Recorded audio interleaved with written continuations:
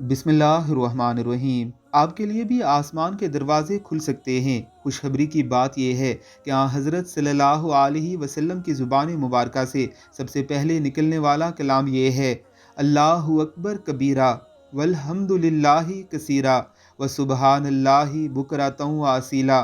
اللہ بڑا ہے، سب سے بڑا، تعریف اللہ کی ہے بہت زیادہ۔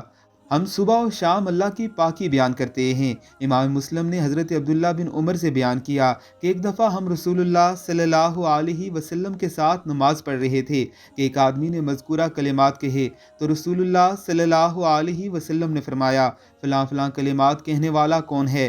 حاضرین میں سے ایک آدمی نے کہا: یا رسول اللہ صلی اللہ علیہ وآلہ وسلم، میں ہوں۔